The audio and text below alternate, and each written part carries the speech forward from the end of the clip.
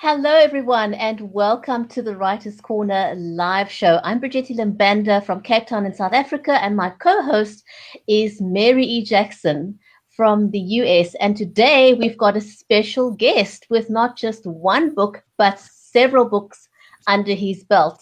So without wasting any further time, because we've got so much to talk about today, welcome Darshaun to the show.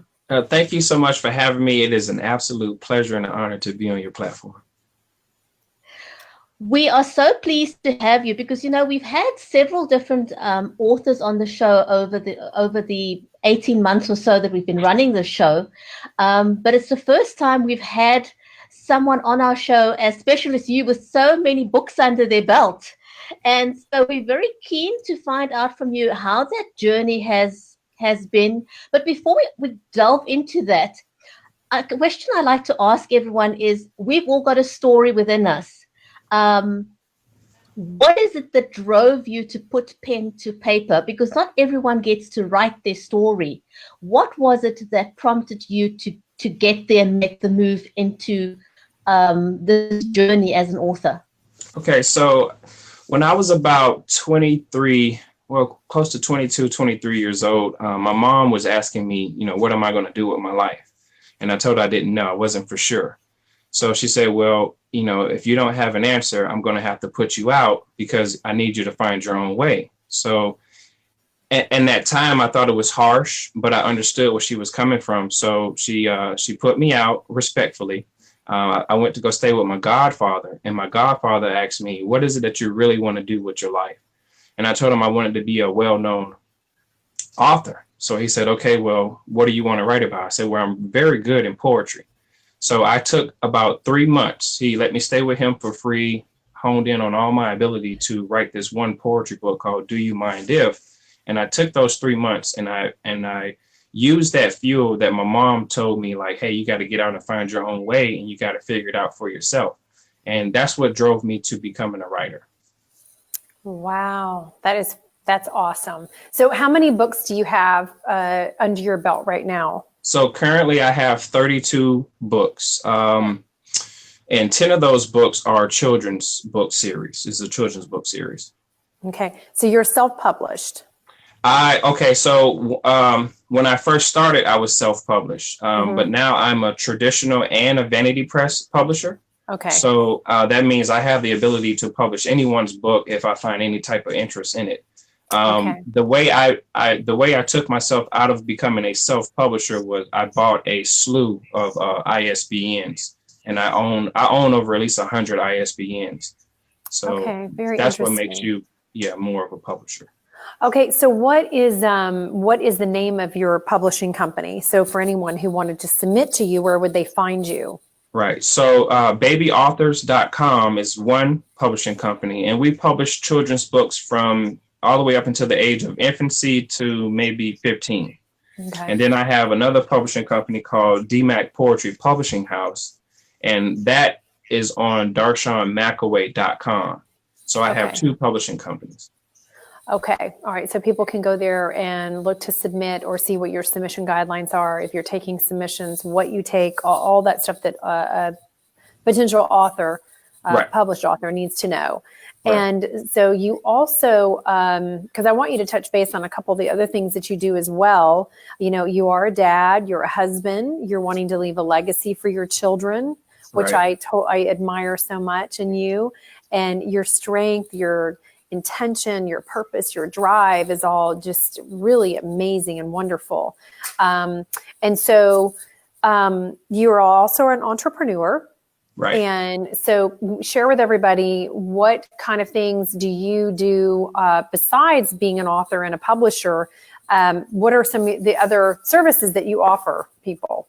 Got you. So with the kickstart of my books, I was able to start my own T-shirt clothing line called Desperate Worshipper. I'm actually wearing it right now. Okay, awesome. I have my own cologne. Of course, we got the children's publishing company. My wife started a bakery, an online bakery, and she also does crochet dolls. So we kind of kickstarted everything into all these online companies. And of course, I have my own podcast, which you had Yes. the honor of being on. Thank you so much. Absolutely. And what is that called? So people can find that. So my podcast is called Wow Podcast, and it could be found on wowpodcast.me. And I'm trying to think, is there anything else? So I do modeling too. So if you ever go inside Walmart and you look at any hyper tough flashlight products, you'll see my face on there. So fun. A few things. And I do voiceover work from time to time. Oh, that's awesome. Yes, that's something my daughter and I are trying to get into here in the Nashville area. So I may ask you for some tips on that. So Sure. So, okay, you have how many #1 bestsellers, or are they Amazon bestsellers? No, actually, they're Barnes & Noble's bestsellers. I have 9. Okay. Wow. So what happens is, this is what happens, and this is something I kind of want to clear up with a lot of people who, when they hear about bestsellers or New York Times bestsellers. So what happens is when you sell a lot of books on Barnes & Noble's, the moment you sell over 500 to 1,500 copies per book, you're a bestseller to them. They'll send you an email update saying, hey, you're doing real great. Keep up what you're doing. Or maybe that's me getting a personal email from one of the publishers that goes through Barnes & Noble's. But each one of those books on Barnes & Noble's website, the 9 bestsellers that I have, they've sold over 10,000 copies each book. Wow. That's amazing. And these are children's books? There are some of my children's books and some of my adult fiction, nonfiction books as well. Okay. Wow. Yeah. Oh, and this is another thing I want to say too. I'm into like controlling my own space. So like parties like Walmart, Barnes & Noble's, Amazon, those are third parties. So you're going to get a royalty once a month. So when I was 23 and I realized that I couldn't handle that, I needed to see something every day. I wanted to see something every day, at least every week or bi-weekly. The best thing for any author to do now is to control it from your own website so you can get paid every day. So if you bought some books from babyauthors.com, that's a sale that goes directly to me. I ship it directly to the consumer instead of waiting. So how do you? Days. Yeah, go ahead. So how do you do that? How do you do that? In practical steps, if anyone's listening, and that's what they want to do as an author, because the bottom line is you invest so much of yourself, your time, your family's time into being an author and publishing, and you want to see returns on that investment. So can you outline the steps for doing that?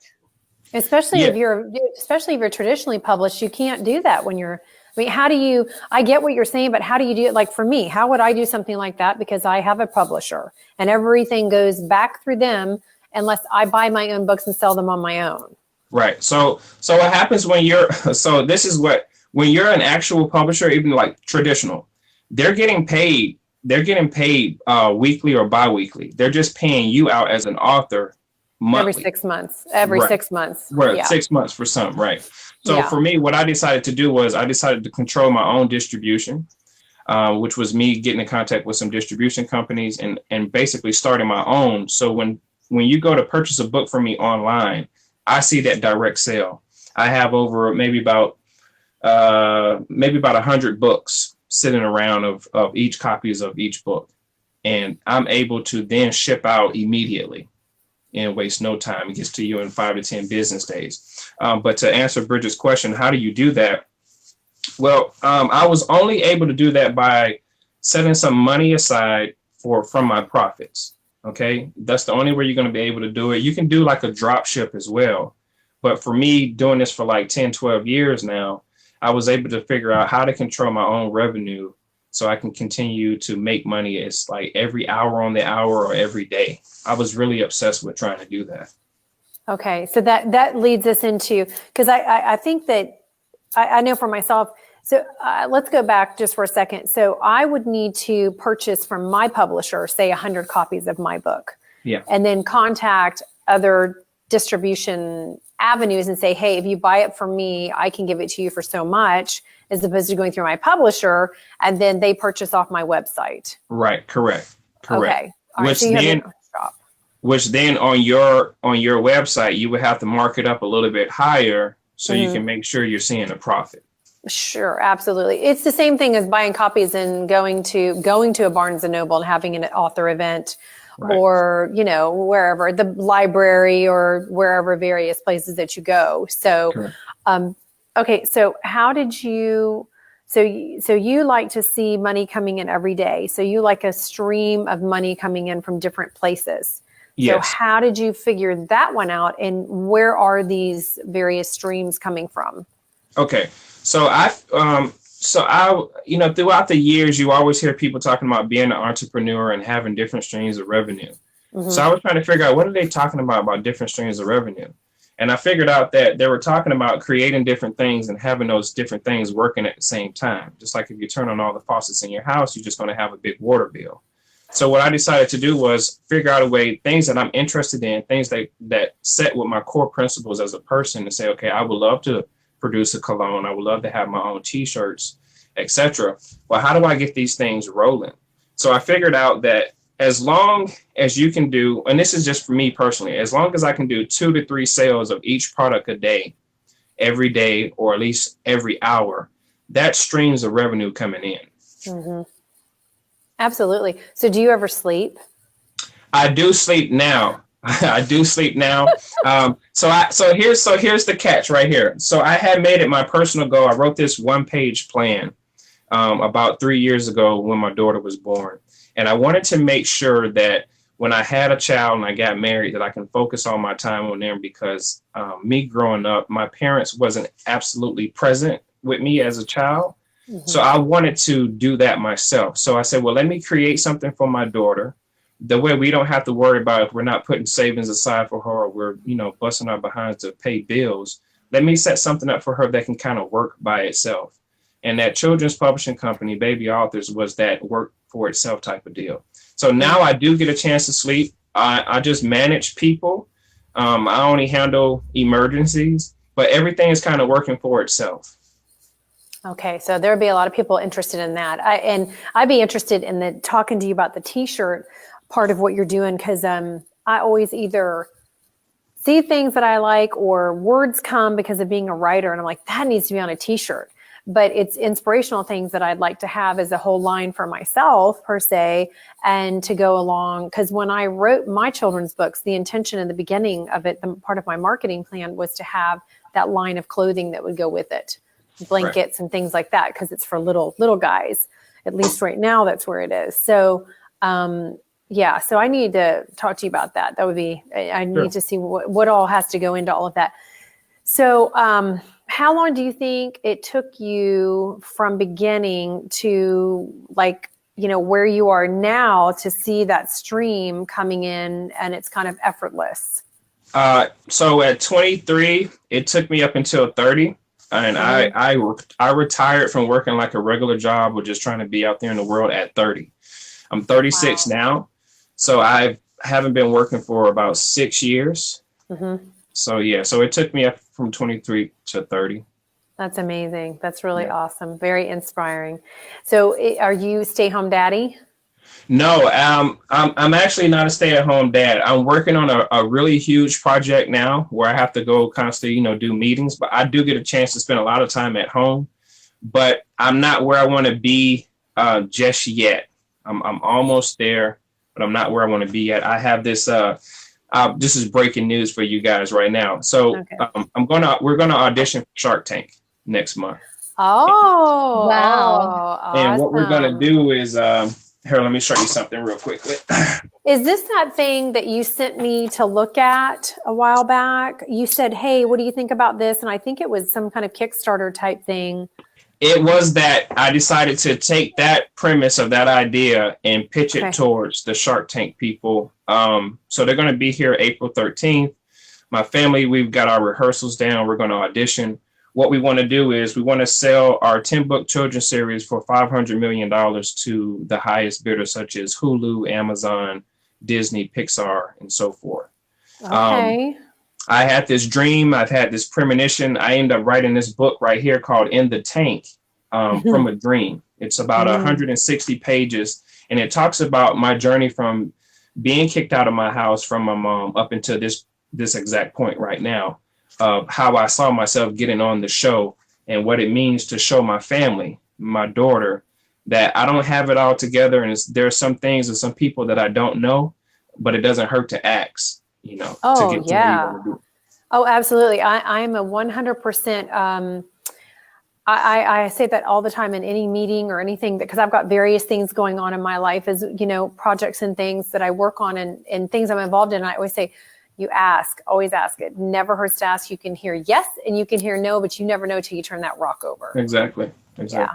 Right. So you are moving through life kind of like, well, you're sort of a pioneer, you're trailblazing, you're being, you have a new age thought sort of kind of going on too, Right. Because you are definitely moving through things in a much more open-mindedness, awareness.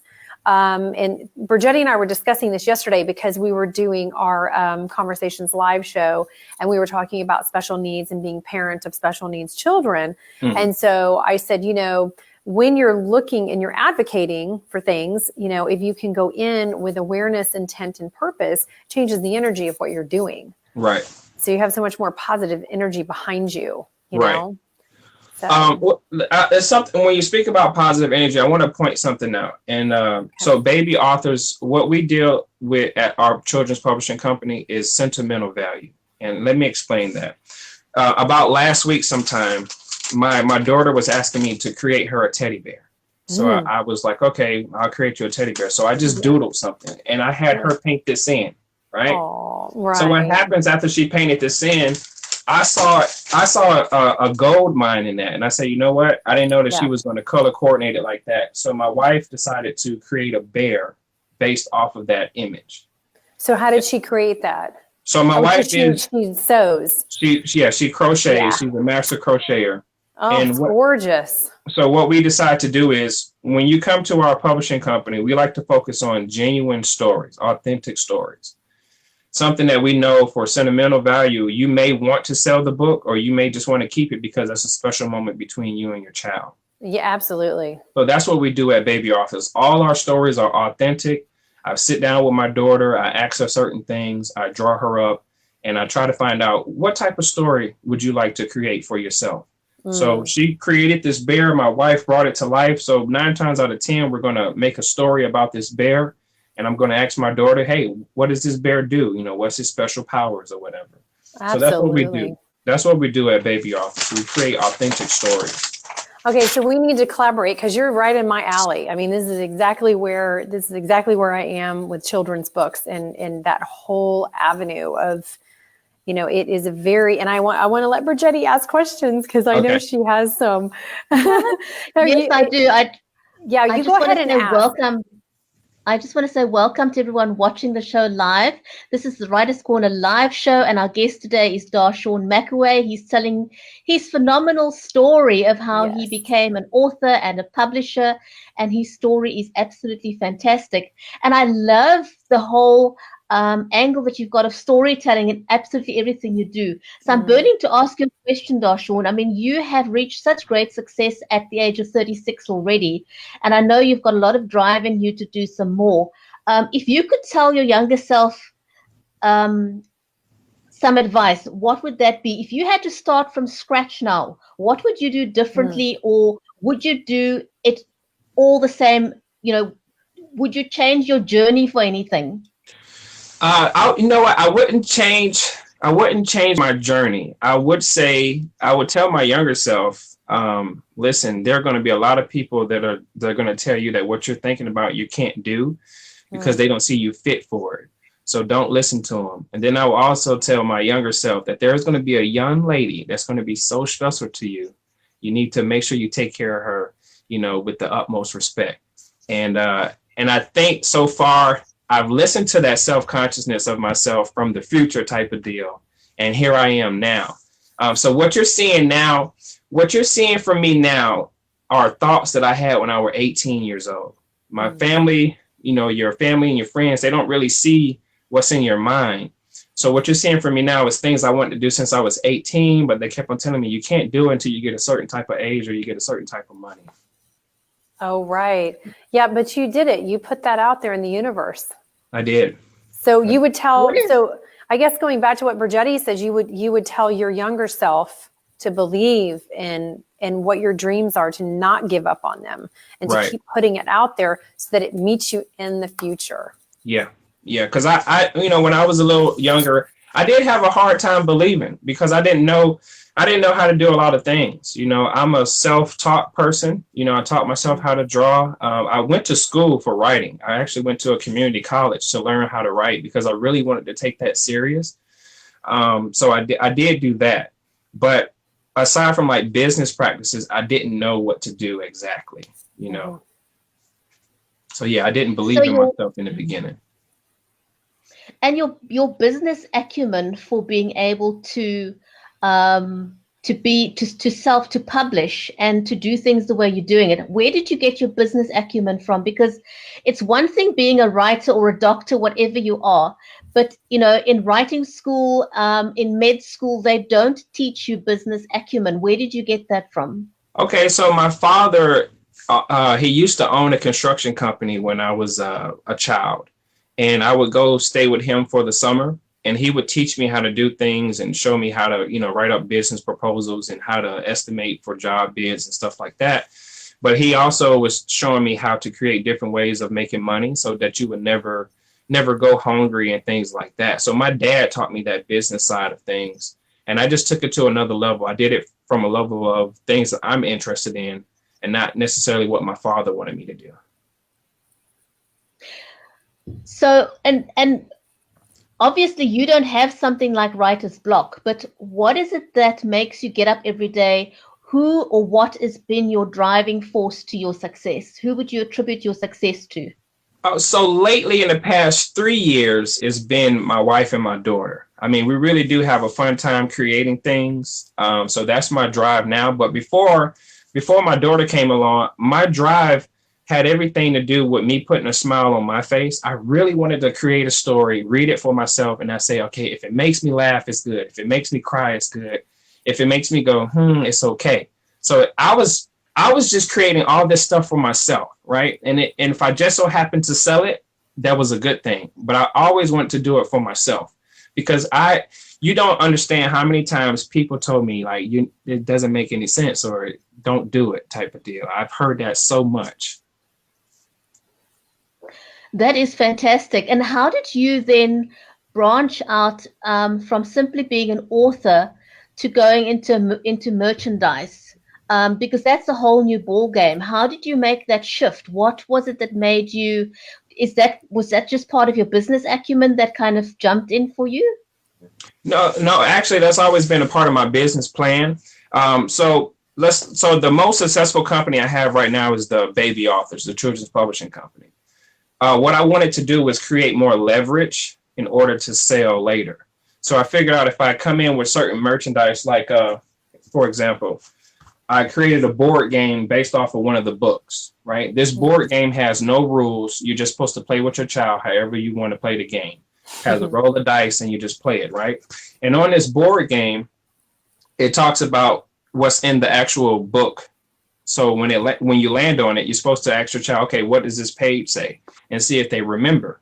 So when I create merchandise from a business standpoint, when I want to sell, I was creating more leverage to say this company is worth something because we have board games, we have dolls, we have books, we have animation. So every company that I've created has an option to sell. Very smart, because you are, and I say this coming from an author looking for a publisher, you got to have a marketing plan. You got to have more than just your book to sell, because when it comes down to it, you, I, whoever we are, we're dollar signs. So it doesn't matter what industry you're in. And so you really got to understand that. And that's something I still want to include with the series that I have going right now is that merchandise to go with it. And I have an opportunity right now with a distributor who's interested in that. So I've got to come up with something kind of quick.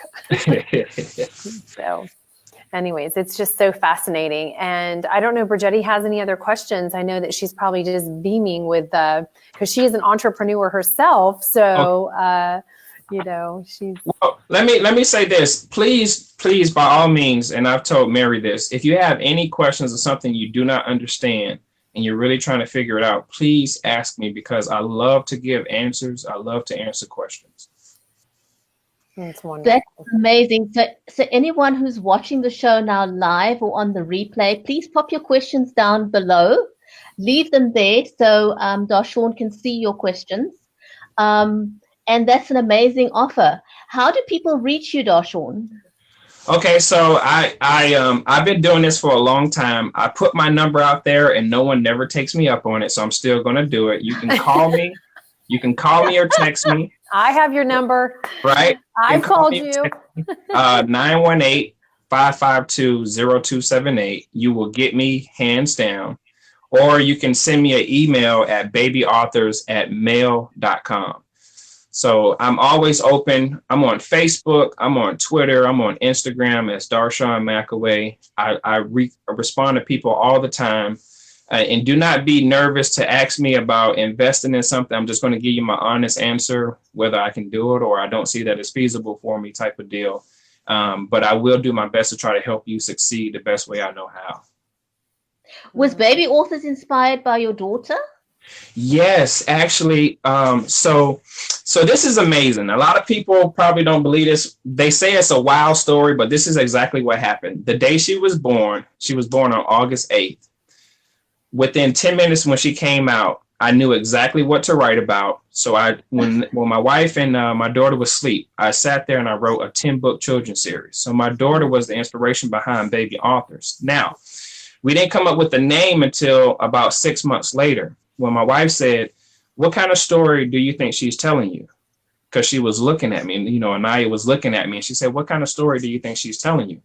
I said, "She's probably telling me that babies can be authors too." Mm-hmm. So we came up with Baby Authors. I love it. I love it. I love it. You're speaking my world. I love it. I love it because I write from the viewpoint of the child, and my son was the inspiration for the books that I have, and he continues to inspire. Like today, he woke up and he's looking the way he looks, and I'm like, "There's a book right there. Totally another story, Right. And I guess we are exactly where we're supposed to be in our life.